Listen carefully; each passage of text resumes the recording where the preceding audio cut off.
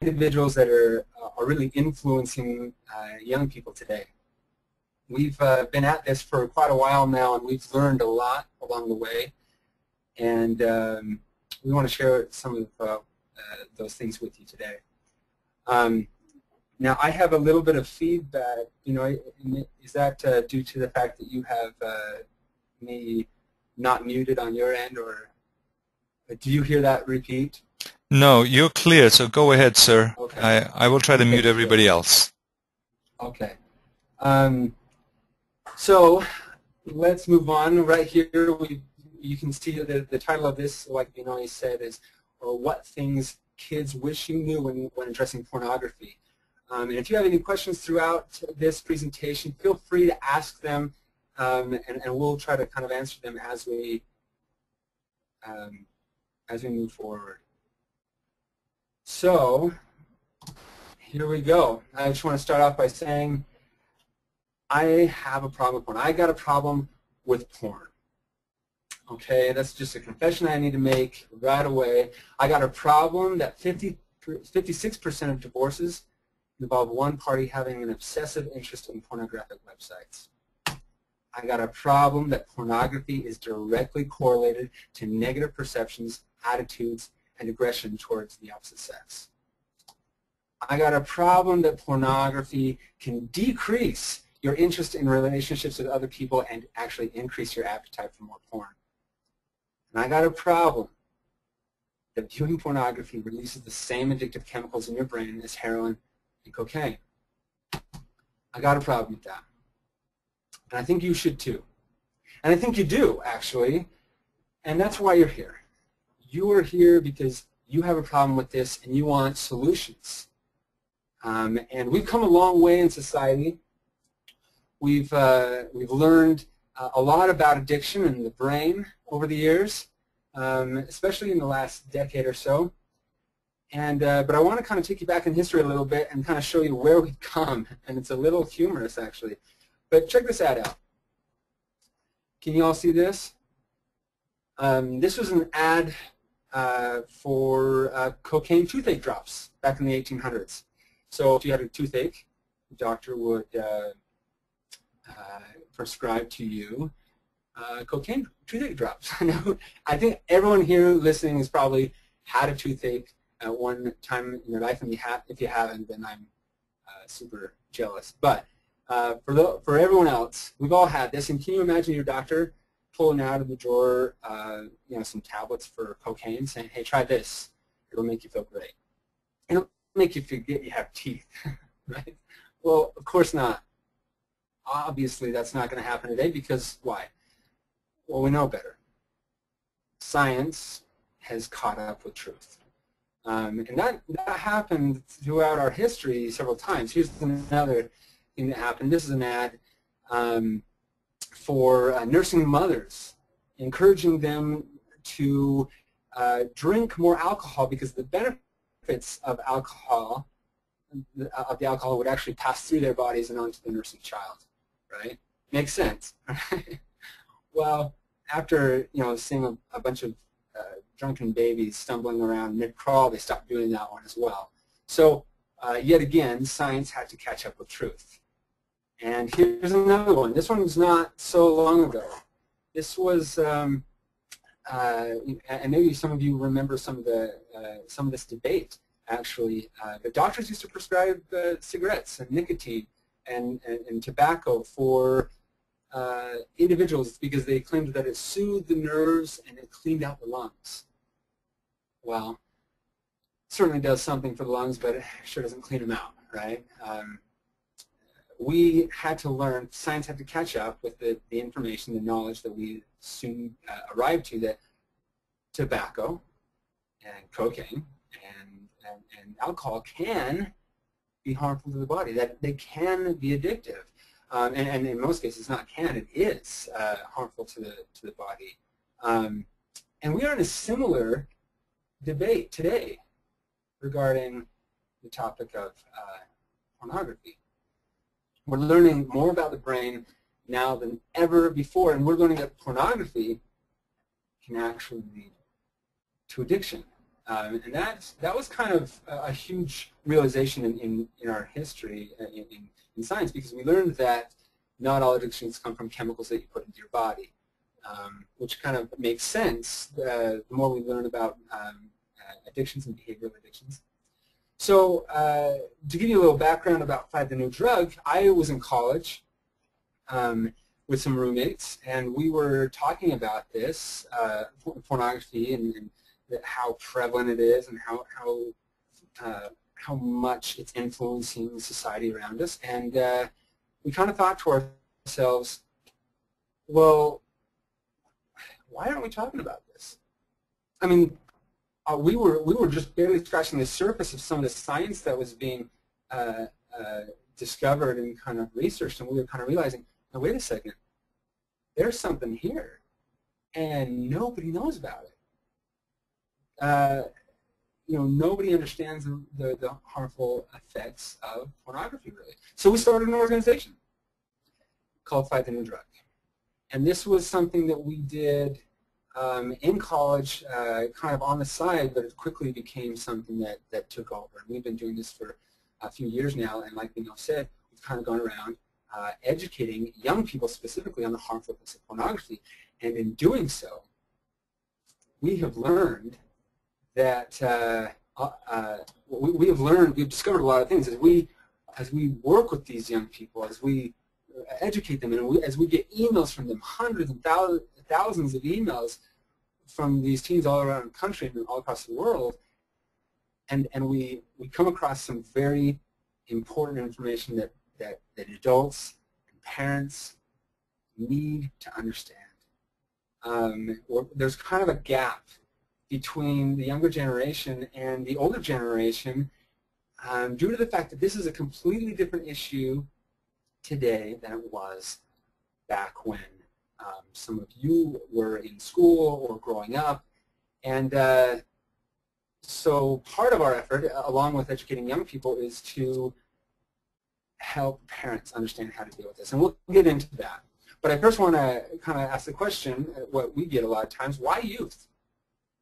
This is an issue that just adults are dealing with, right? And this is an adult male problem.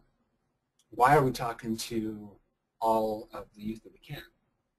Well, the answer is quite simple, but we're going to go into some of the details of that. The answer is the fact that youth are the ones getting exposed to it. We get emails. We've received hundreds of emails from addicts across the United States and across the world that have told us their story about how they got addicted to pornography. And I'll tell you, to my knowledge, not one of those emails involve an individual that got addicted to pornography in their adulthood. Every single one have indicated that it is something that they picked up in their younger years. Interesting, right? I mean, it's something that destroys marriages, it does all these things, but where it starts is with teenagers, and sometimes younger. So that is a pretty good case for why we need to start talking about this issue and stop sweeping it under the rug as if it doesn't exist. And we're going to kind of dive into that. But before we get into that, I want to take you down a path where we're going to give you a reality check. Okay? This is very needed, especially we've noticed for many adults today really don't understand just how big of an issue this really is. And so let's talk about just some of those aspects. Let me ask you guys a question. What do you think the average age of exposure to online pornography is? I'm not going to necessarily make you respond to this, but I'll just give you the answer. The answer is 11 years old. And guess what? This is an older study. We're seeing in more recent studies that this number is going younger and younger. Very concerning. And 9 out of 10 youth ages 8 to 16 have been exposed to pornography. So it's pretty much not an if they get exposed, it's a when. Okay? Maybe that was the case back in the day, but today it's not a question of if your kids or if your teenagers or if the young people around you are going to get exposed. It's when and to what. So it's an issue. And the largest group of those accidentally exposed to pornography is youth between the ages of 12 to 17. And guess what? The pornography industry has everything to do with that number. See, they focus on teens. They actually build in complete marketing strategies to hook teens. Why? Why do you think? Well, if you think about it for long enough, you'll come to the same conclusion that we came to. We realized that they're targeting youth because if they can get them young, they've got a lifelong client. They know it's addictive, and they know that it's alluring, and if they can just get one image to come across their screen, they might be able to spark that curiosity to make them come back. And if they do, the chances of them kind of falling into an addiction increases substantially. But a lot of girls think, well, okay, this is a guy's issue, so I got to just talk to my young boys about this, my husband about this. But that is changing.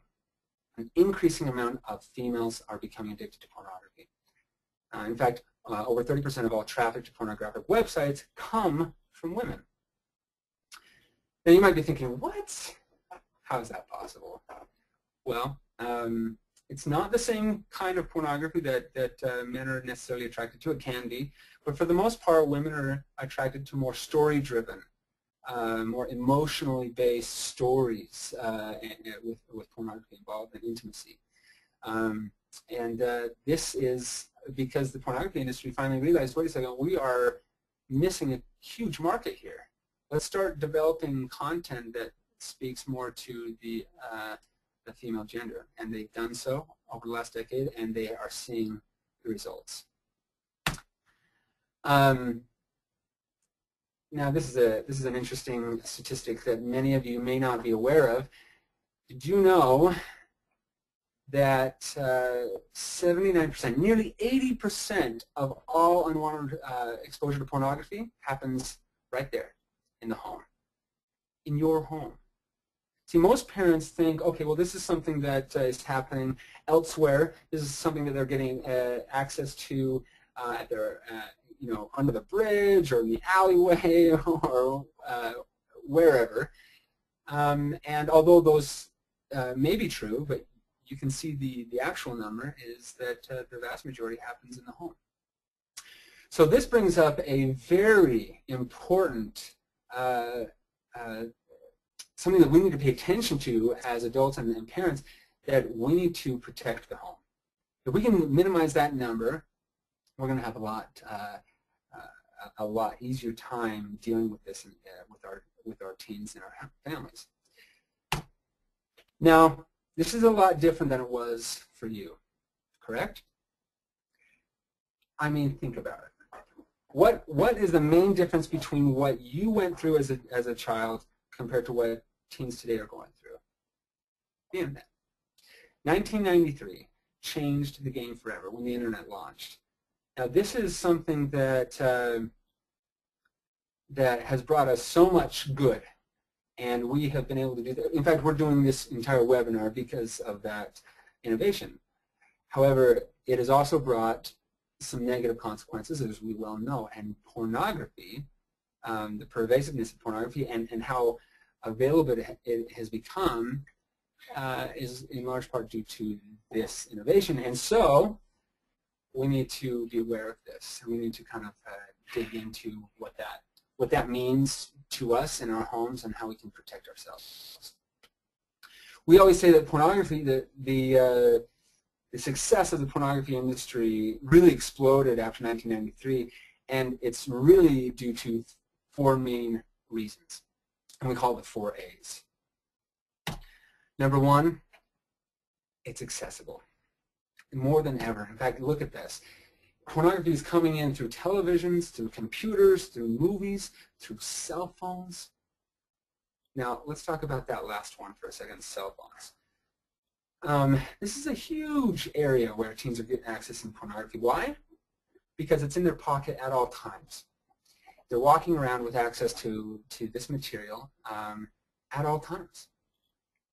Within a few quick swipes, clicks of a button, they have access to some of the most grotesque, some of the most outrageously bizarre content and harmful content that you can imagine. And we don't protect that area. We think, okay, a lot of parents will say, well, I'll put an internet filter in the home, and done, check, we're good. And in fact, that goes far beyond that. We need to be far more proactive in looking at this. And another thing that's happening is sexting. Have you guys heard of sexting? I'm sure you have. Sexting is where someone will pass inappropriate images of themselves or somebody else through a text message to another individual. Now, this is, we always talk when we go to assemblies in schools, we kind of talk, why that's not cool. And it boils down to the fact that A, they will have those images out there forever, and then they don't want that following them around for the rest of their life. B, because we talk about how it's addictive, and we actually explain that so they can understand, well, they're not just passing around harmless, something that's harmless or harmless fun. They're passing around something that's potentially addictive. And number 3, or the C, reason why we say it's not cool is because it's illegal. See, if they're underage, if they're under the age of 18, those images are considered child pornography, and there are serious, serious consequences.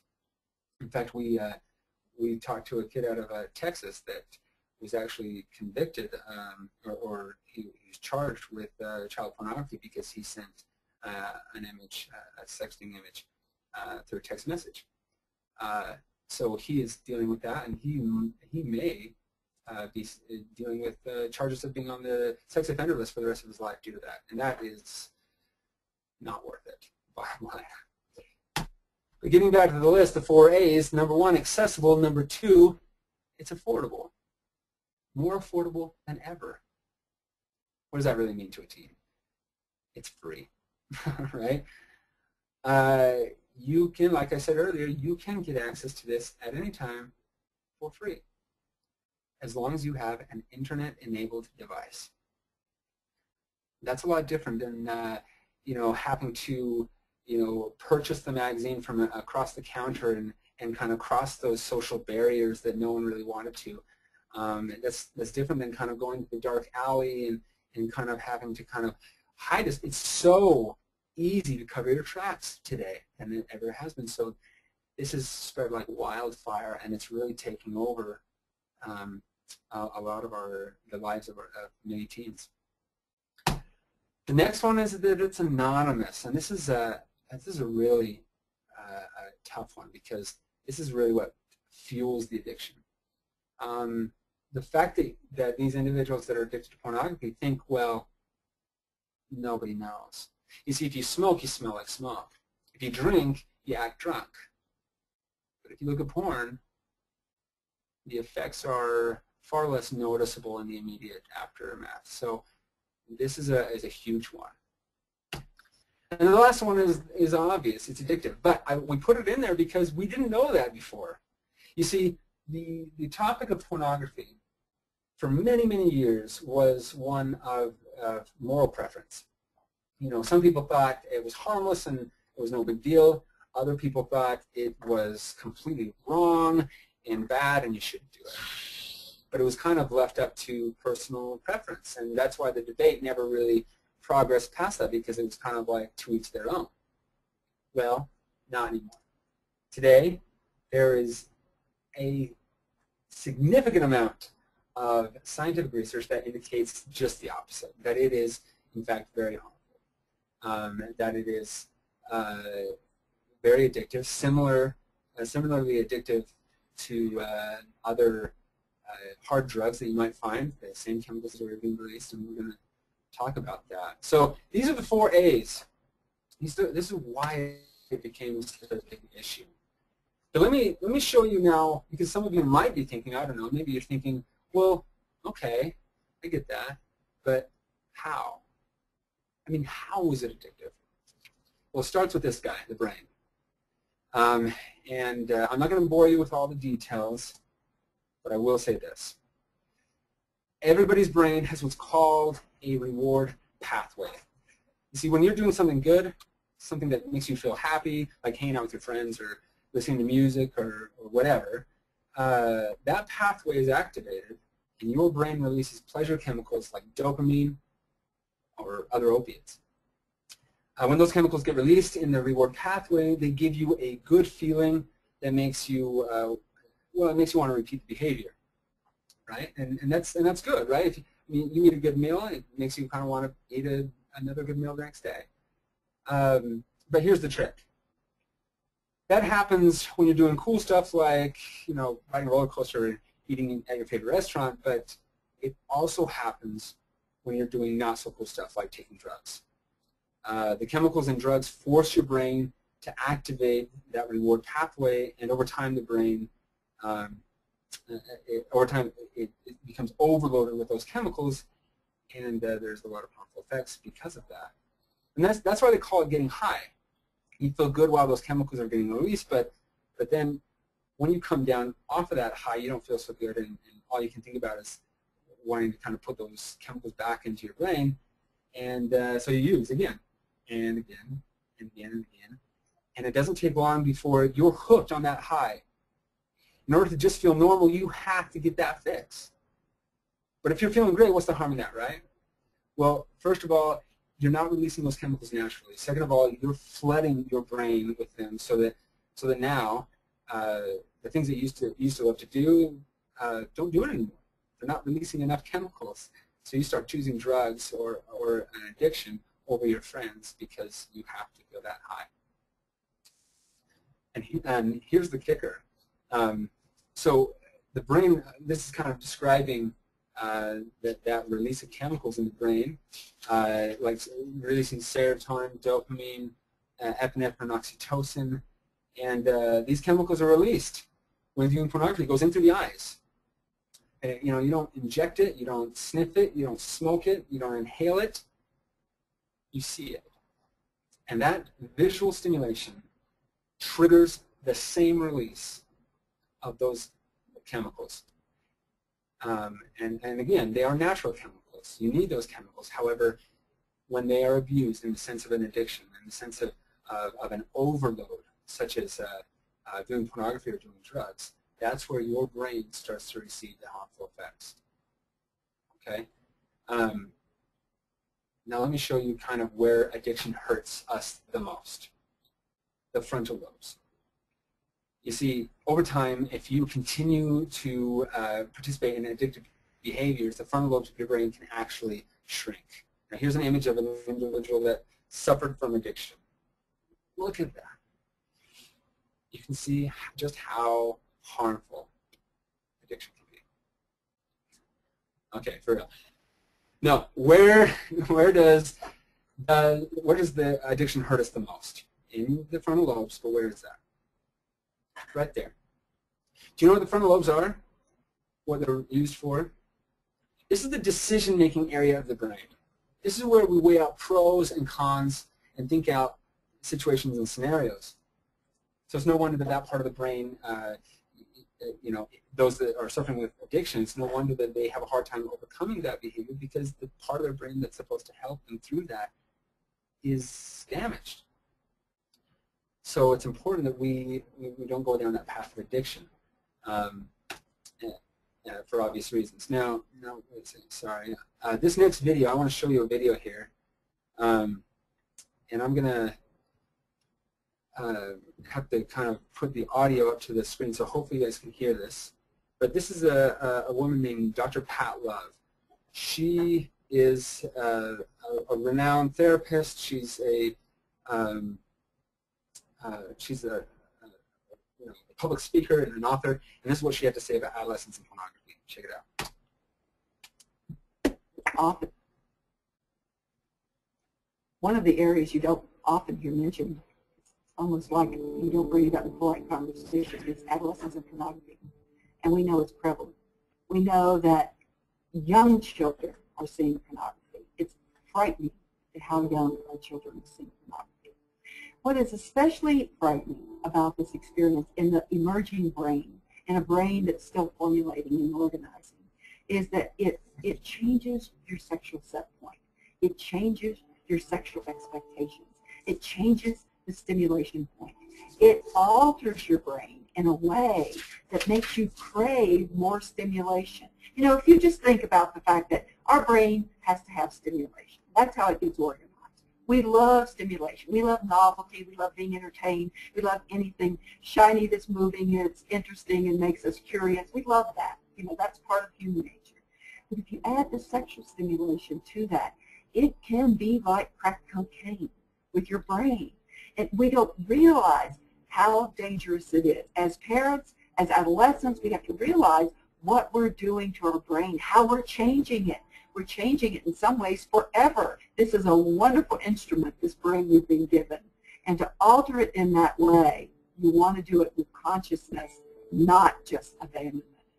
You know, it's so accessible. It's so anonymous. It's so addictive. I mean, it is really so much more lethal that we have now a generation of adults who just can't be satisfied or pleased or happy with real life relationships. No one can compete with the constant stream of novelty. And you don't realize how you got there. You got there gradually. Sometimes it started innocently with a normal curiosity, but that can be, again, like crack cocaine, changing your brain forever. Now, I hope you guys could hear that, that's a very important clip that we were able to go get out of New Mexico. We flew out and kind of interviewed her, and you know, she talks just how intense this can be with the brain. So it's no longer, I guess the point of all that what I've come to now is that the point is that this is an addiction, a real neurological addiction. So we need to start treating it as such, okay? But it's not the same as other drugs, right? Because it doesn't make your hair fall out.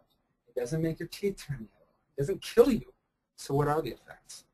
And for time's sake, I'm noticing that we're kind of running out of time. I'm going to skip this next video that I had, but I want you to go online at some point to fightingthedrug.org, and you can watch Maria's story where she talks about how some of the harmful effects that she experienced. And kind of where the rubber hit the road for her.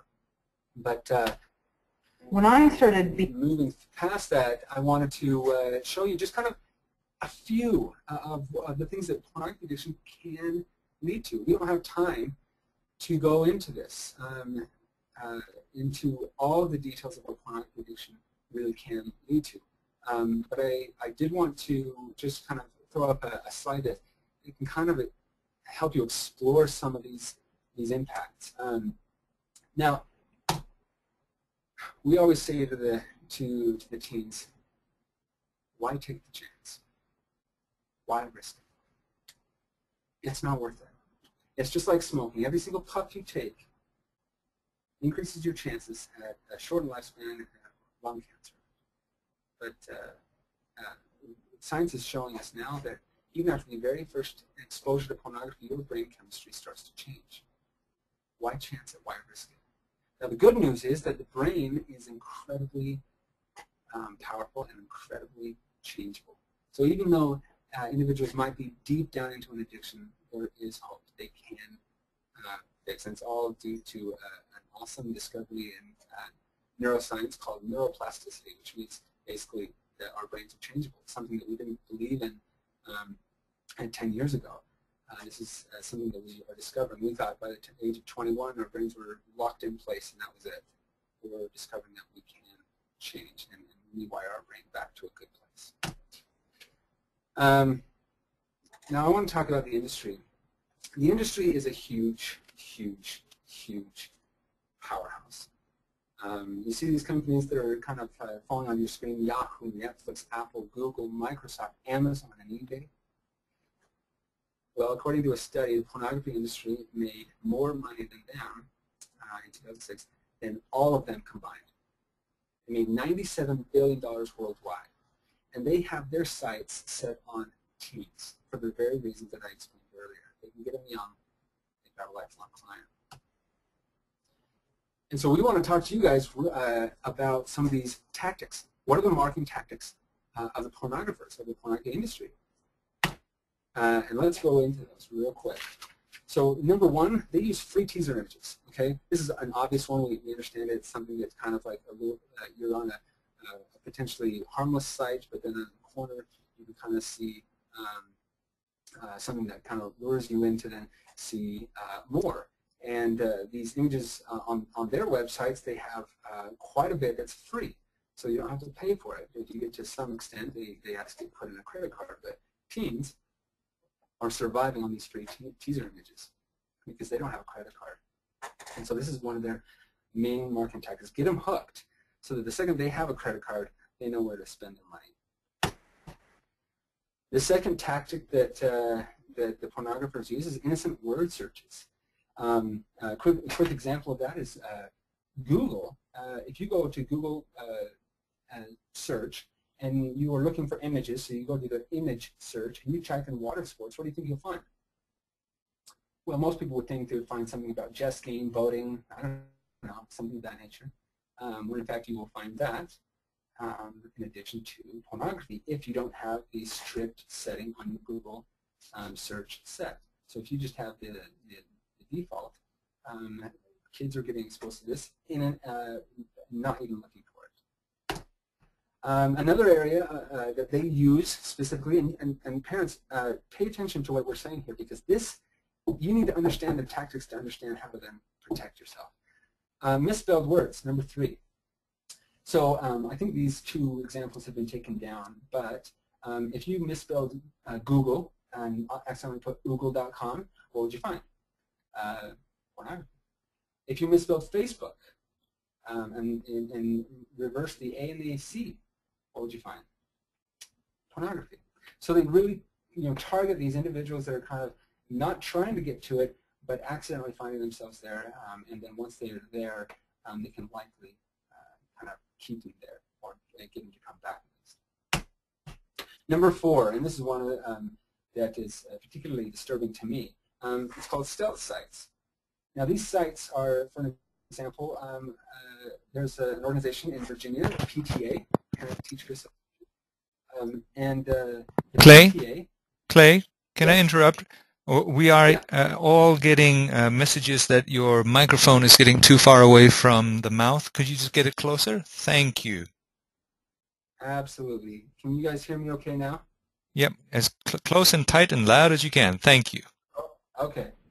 So I'll try to talk a little bit louder just in case you guys can't hear me as well. But Virginia PTA is an organization that that you think is a harmless organization to go to. In fact, a lot of the parents in that area went to virginiapta.com when in fact they found that it was not a parent-teacher association website, but in fact a pornography website. Whitehouse.com or .org, I don't remember which, com or org, but that used to be a pornography site. They since took it down, thank goodness. But again, you kind of are going to somewhere where you think you're going to an innocent location, and you end up finding yourself embedded into pornography. Number 5 is cartoon characters. If you search in the Google, again, the Google image search, and you type in Disney Princess or Bambi or whatnot, and you don't have that strict setting on their Google searches, you're going to come up with pornography. Again, a tactic that they use to target young people. 6 is kind of an obvious one, pop-up ads and email campaigns. This is something that we all get exposed to at one point or another, and they use this and they target young people to kind of get them in their system. Number 7 is flash games. Individuals, pornographers will kind of use games, kind of playing off of their desire, individuals' desires to kind of play games, especially some are very youth-centered and kind of very childish games. And 3rd or 4th level, they start introducing sexual content, sexual behavior. Clay, can you speak louder one more time, please? Okay. I appreciate it. Can you Thank hear you. me? Yeah, you're still fading out every now and then, so if you can go loud as possible, thank you. I know it's near the end. Okay. Well, I feel like I'm yelling, but I'll continue. So the question is, what now? it really boils down to kind of giving you guys some ammunition, some tips, and this is where we're really coming to. We're going to speed through here, but this is where we want to give you some tips. Number one, be aware. Okay, this is huge. Too often parents think that not my kid, not ever. They would never do this stuff. But the sad reality is that the majority of teenage boys and a growing number of teenage girls are not only exposed to pornography, but are seeking it out. Hiding behind our fears and discomforts are just going to make this worse. So we need to start talking about this. We need to start opening up about this. And so recognize that this is a different issue than when you were young. Okay? Recognize that and be aware of that. Most parents know very little about the issue of pornography, and very few know how to prevent it among teenagers. So, so be aware of that and kind of work towards it. Understand that you are part of the solution. You've got to know that. You are part of the solution. And familiarize yourself with educational resources. Now, I'm going to give you a few here right now. Number one is fighting drug. We have a lot of stuff mostly geared towards teens, but we have a lot of educational content. Pornharms.com. They have a great resource for educational content that you can kind of learn about the issue. Utah Coalition Against Pornography, that even though that's a Utah coalition, they have great resources for all individuals from all over the United States. Freedbytruth.com, enough.org, that is a great one. Enough is enough, based out of DC. Check them out. And antipornography.org. Some books that you might want to check out. BigPorn.inc. Don't read that with your teen because it's a little heavy, but it does kind of expose the industry quite a bit. Social Costs of Pornography is a great one to use. Drug of the New Millennium. What's the Big Deal About Pornography by Jill Nanny. And A Brain Gone Wrong. Those are great books to check out, and if you have questions, we can kind of talk about that. Number two, be open. Okay? Talk about it often. You know, a common myth surrounding the talk is the assumption that if you are open about the topic and discuss it with your teenagers, they will become curious and want to seek it out more. But the truth is actually the opposite. Studies have shown that parents who are more willing to talk about this with their teens, actually those individuals are less likely to get involved. We had a parent in one of our presentations raise her hand, and she said, well, how do I do this? It's awkward. How do I address this topic? And another parent raised her hand and said, you know what, it's not awkward for me. And everyone in the audience was just like, what? Like how?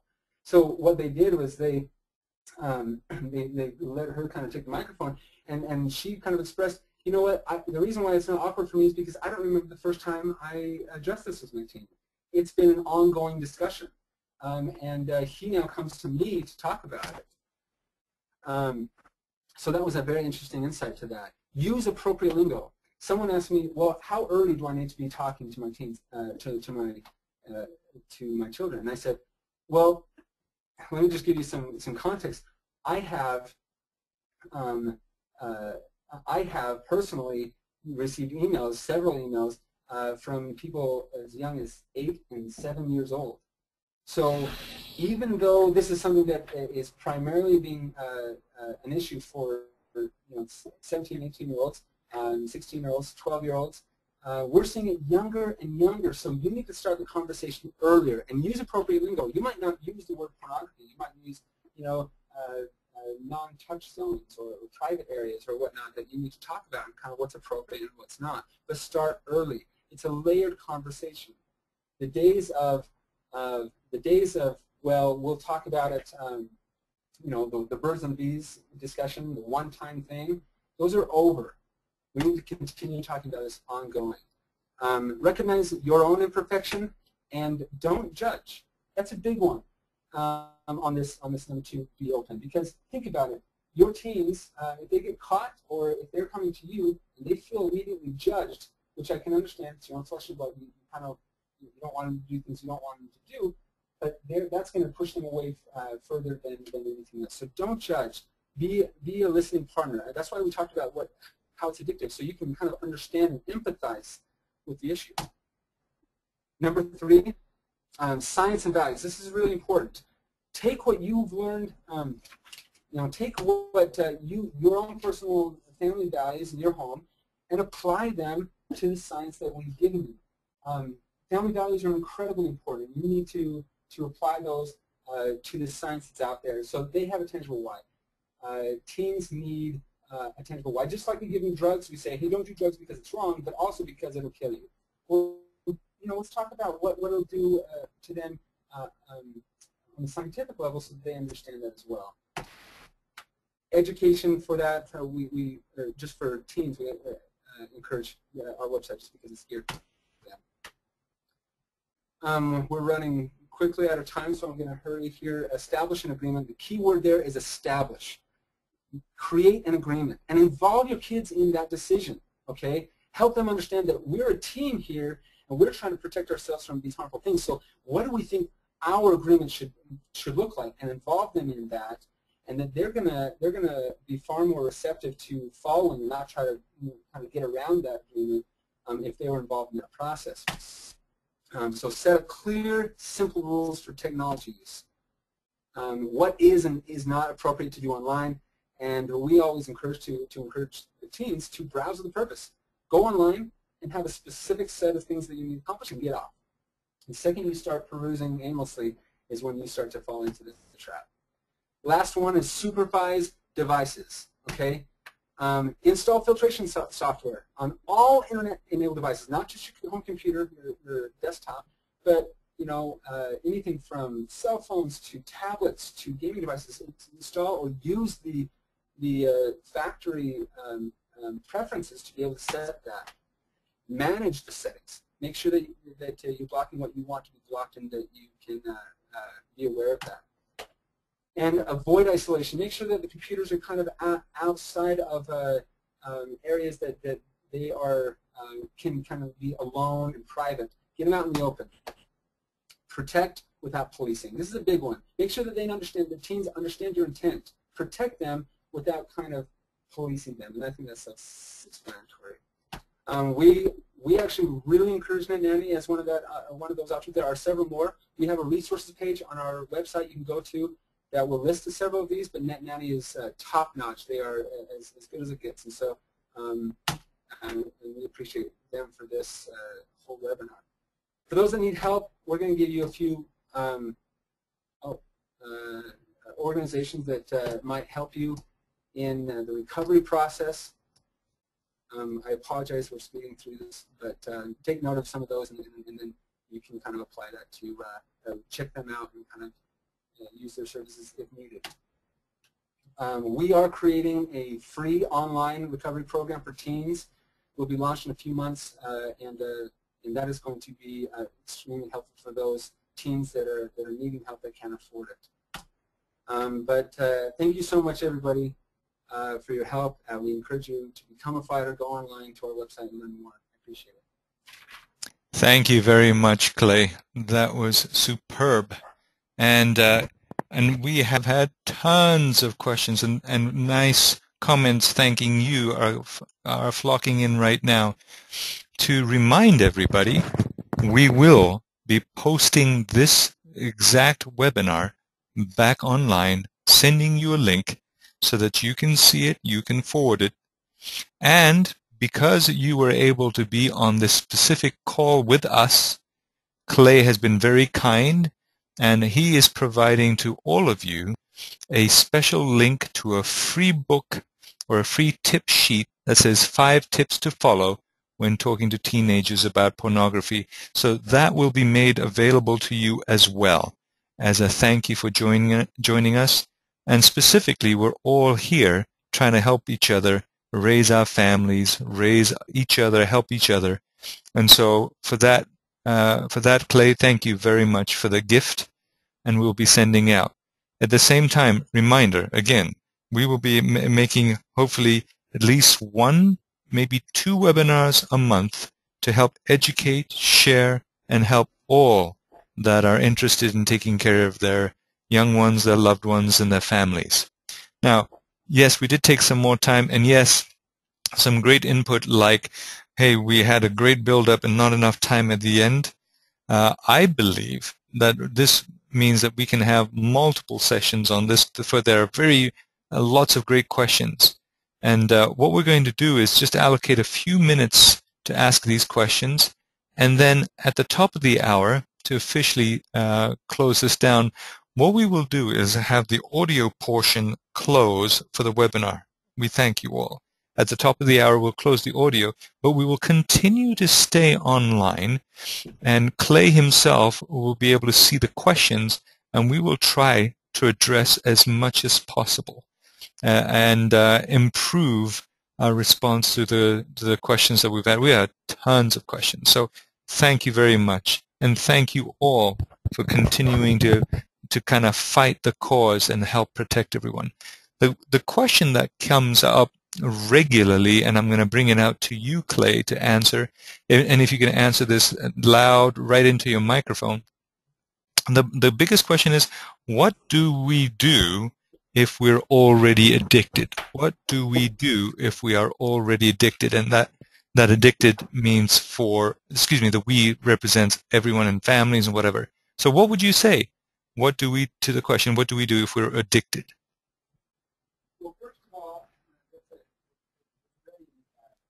Clay, I can't hear you. Clay, can you repeat again? You faded out. Can you hear me at all? Barely. You're very faint. Okay, I'm talking as loud as I can. I guess my microphone here is I'm off. Can you hear me now? Much better, thank you.